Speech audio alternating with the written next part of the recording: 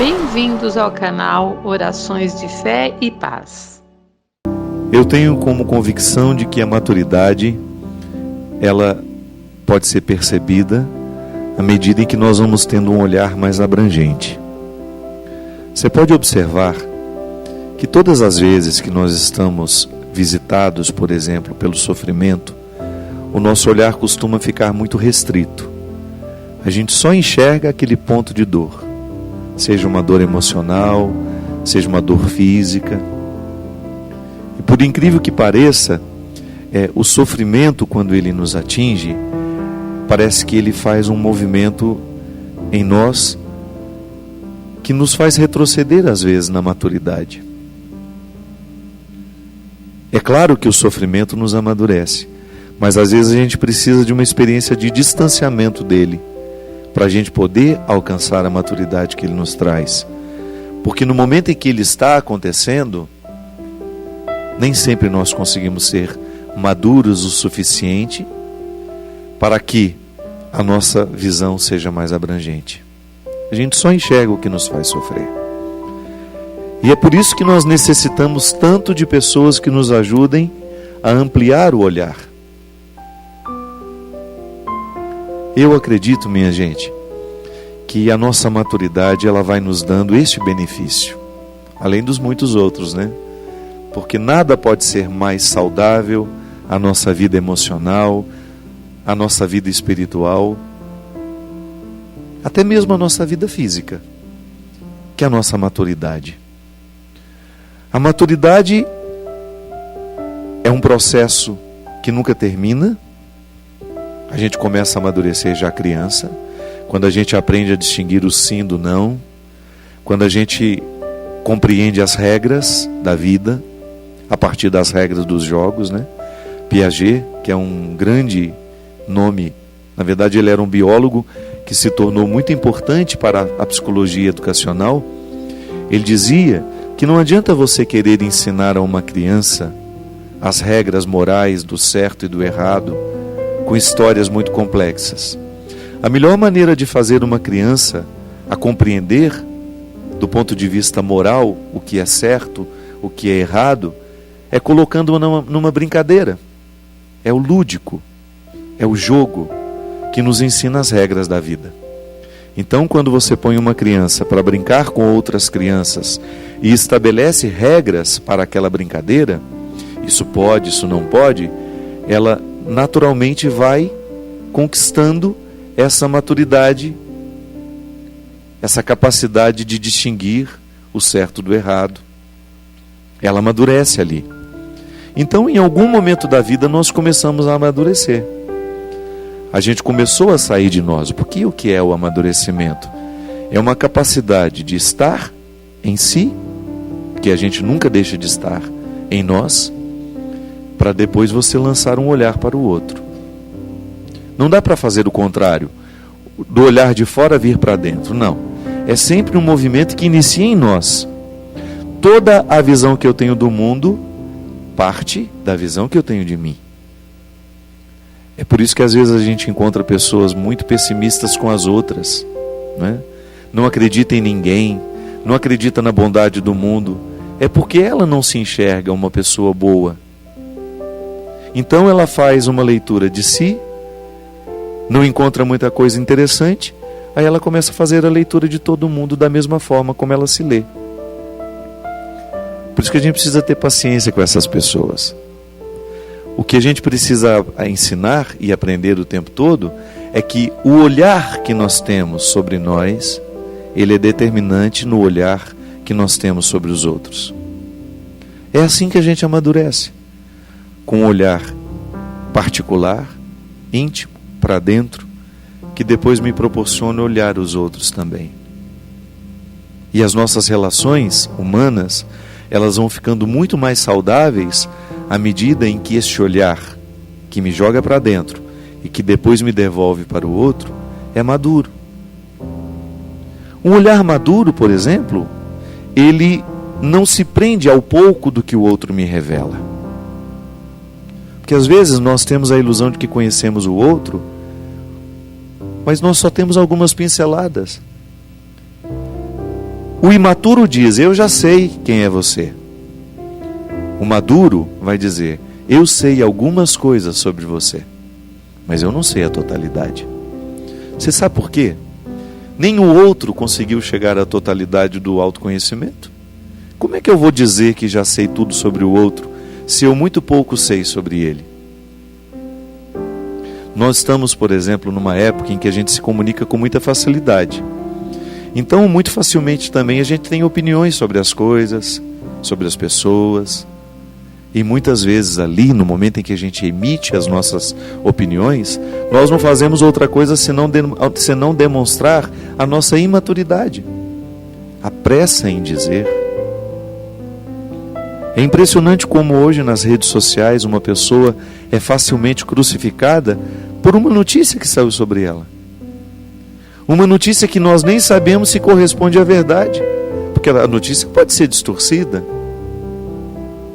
Ou então alguém viu um detalhe daquela pessoa e classifica aquela pessoa a partir do detalhe que viu. Isso é imaturidade.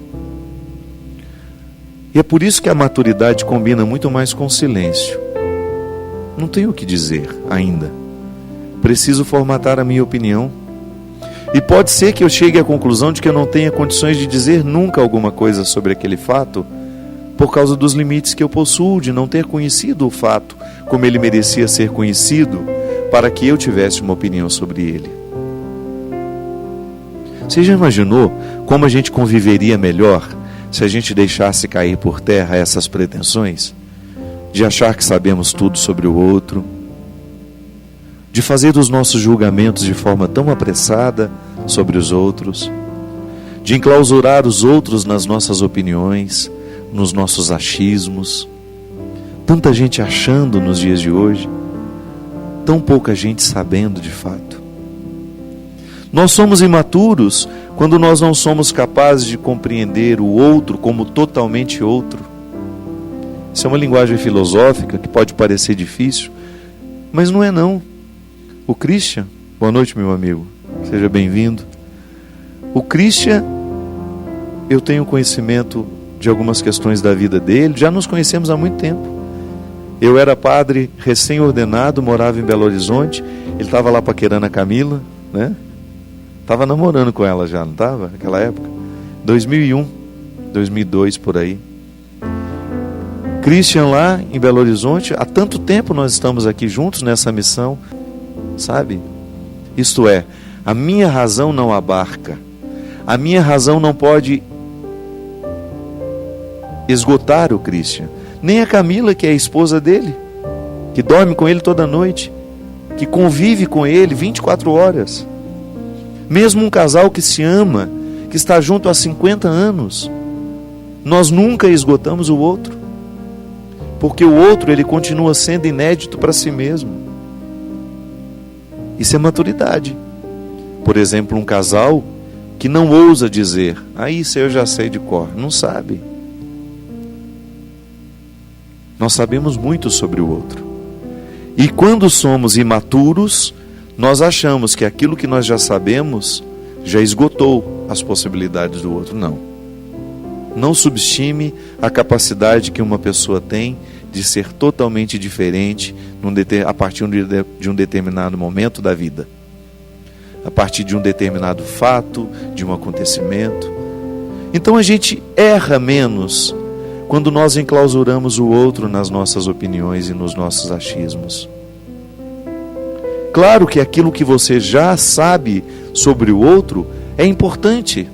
Nós não estamos dizendo que você vai abrir mão disso.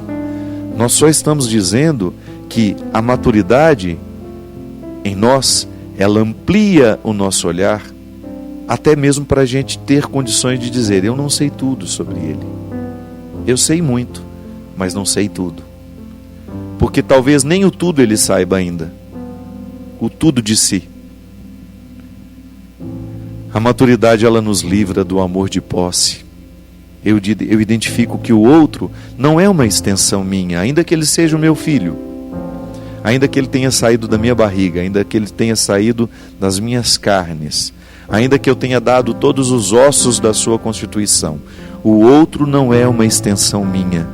ele não tem obrigação de viver o que eu quero que ele viva.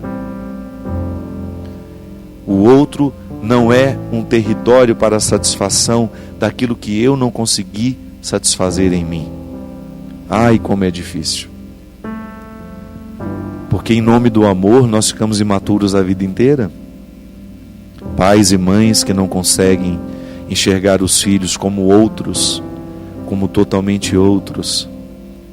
E em nome desse amor de posse, não permitem que a maturidade venha lhe colocar esse doce deleite de permitir que o filho seja quem ele pode ser.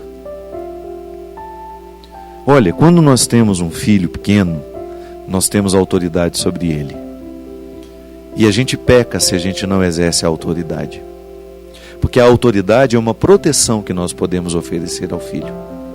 Dizer não a um filho no momento em que ele não sabe dizer sozinho é protegê-lo. Escolher por um filho no momento em que ele não pode escolher sozinho porque lhe falta maturidade é um gesto de amor. Ah, mas quando a gente insiste em escolher e em decidir para um filho aquilo que ele já pode decidir sozinho, nós estamos desprotegendo com o nosso desamor, com o nosso excesso.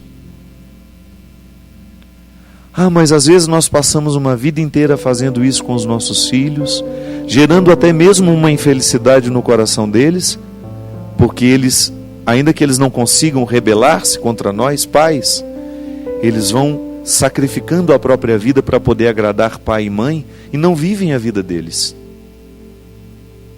E os pais ficam enclausurados nas suas imaturidades e nos seus amores de posse. Eu sei que é difícil, mas chega um momento em que você tem que permitir que o seu filho escolha o caminho dele. Outro dia eu encontrei uma mãe que estava com um problema grave com o filho, que estava namorando uma menina de outra religião. Mas aquilo se tornou um problema tão grave na cabeça da mãe, que estava retirando a boa convivência com o filho. Estava criando uma inimizade entre os dois, porque ele namorava uma menina que era de outra religião. E eu não conseguia entender aquele sentimento, e eu não quis fazer julgamento, então eu apenas observei. E depois, quando saí da presença daquele casal, que os dois me contaram juntos, né, naquela dificuldade, eu fiquei pensando, meu Deus, como é que nós ficamos cegos quando nós estamos regidos pela nossa imaturidade? O nosso olhar, ele se apequena e a gente não consegue ver muito além do nosso umbigo. E se eu não vejo muito além do meu umbigo, muito menos eu vou ver o outro que precisa da minha compreensão e do meu olhar mais amplificado. Você já imaginou você perder a amizade do seu filho porque ele escolheu namorar uma moça que não é da mesma religião que ele? Aí eu perguntei, mas ela tem desvio de caráter? É uma pessoa má? Não, pelo contrário, de uma família muito tradicional, evangélica, que tem uma tradição muito bonita, uma família bem estruturada. Mas onde é que está o problema em permitir que o menino faça essa escolha? Não, e o pior é quando eu identifiquei que os pais começaram a criar um mecanismo de defesa para que eles pudessem ter razão, colocando a menina de maneira muito injusta num contexto que não era o dela. Não é o que eles sabiam sobre ela, é o que eles queriam que ela fosse, para que tivessem argumentos o suficiente para poder dizer ao menino, nós não queremos esse namoro. Mas esse menino não é uma criança. Esse menino, ele está alcançando a autonomia dele, que é um fruto do amadurecimento, que é justamente aquela capacidade que a gente precisa ter de decidir o que nós queremos e o que será melhor para nós. Maturidade é eu olhar para um filho que eu criei, descobrir que ele decide coisas diferentes da forma como eu decidiria e escolheria, e mesmo assim eu continuar amigo dele. Isso é maturidade. Você permitir que o outro trace as linhas do seu destino, do seu caminho, que ele escolha as pessoas que ele quer. A não ser que você esteja falando de um filho que está viciado e que está trazendo para dentro de casa os bandidos que o corrompem. Aí sim você precisa agir de forma diferente. Se não, se são pessoas de bem, se são pessoas que são apenas diferentes de nós, não é justo da nossa parte, porque estamos enclausurados nas nossas imaturidades. E eu sei que todos nós somos vítimas disso. Às vezes o nosso olhar é muito estreito. Eu gosto muito dessa música que eu compus no tempo que eu morava em Belo Horizonte. Foi a mesma época que eu fiz a música Humano Demais. Um tempo em que eu estava muito incomodado com meu olhar reduzido, redutor. Eu era preconceituoso naquela época. E todas as vezes que eu via uma pessoa preconceituosa agindo, eu tinha verdadeira repulsa por ela, porque eu me via naquela pessoa. Em Belo Horizonte eu identifiquei isso e também fui curado, graças a Deus. Eu nunca mais senti em mim a força do preconceito me levando para aquele lodo que antes me levava. Não. Aquela época foi de muita libertação para mim e eu pedi a Deus a graça de poder ter um olhar cada vez mais amplo sobre as pessoas, sobre as realidades, que eu pudesse ser um padre que tivesse amor pela humanidade, que não tivesse medo das pessoas, que não tivesse medo dos pecados, que eu tivesse a força profética de indicar os caminhos que nos livram deles, dos pecados, das realidades que nos desumanizam. Isso sim, mas eu não gostaria de ter preconceito para achar que sou melhor que alguém porque fiz a minha escolha em ser cristão. Eu me sinto muito feliz quando eu encontro pela minha vida algumas pessoas que se dizem: padre, eu não sou católico, eu nem cristão sou, mas eu gosto de acompanhar o seu programa. Isso me faz muito feliz, sabe por quê? Eu sei que o meu gueto é o grupo católico, é o cristão, até mesmo muitos evangélicos que me assistem. Mas saber que nós estamos falando de Deus de uma forma que as pessoas se identificam, independente de qual seja a sua religião, eu me sinto muito mais completo, porque essa é a minha proposta. Eu acredito que quanto mais Deus entra na nossa vida, mais a gente vai ampliando o nosso olhar. A gente vai olhando para a pessoa, para as situações que envolvem esta pessoa, e a gente vai se sentindo mais próximo dela. É muito ruim quando a gente tem um olhar redutor, porque a gente se distancia do filho, se distancia do pai, da mãe, do amigo, do irmão, por causa dos nossos preconceitos, por causa da nossa visão limitada. E refletir, minha gente, é a maneira mais eficaz que nós temos de ampliar o mundo. Quanto mais a gente reflete, quanto mais a gente mergulha no mistério de Cristo, mais nós vamos perceber que Deus nos quer assim, abertos, com os olhos muito abertos, para perceber todas as realidades que precisam de nós, que precisam muitas vezes da nossa palavra, mas também do nosso silêncio. Um Deus que muda o nosso jeito de ser gente, porque senão a nossa religião não serve para nada. Um Deus que modifica o nosso jeito de ser pai, que nos ajuda a trazer para perto esse filho que nós ficamos expulsando com os nossos excessos de regras, ou este filho que nós estamos perdendo pela falta de regras. Um Deus que nos equilibra, que nos põe nessa responsabilidade bonita de fazer o que precisamos fazer, de amar o que precisamos amar, de dizer o que precisamos dizer.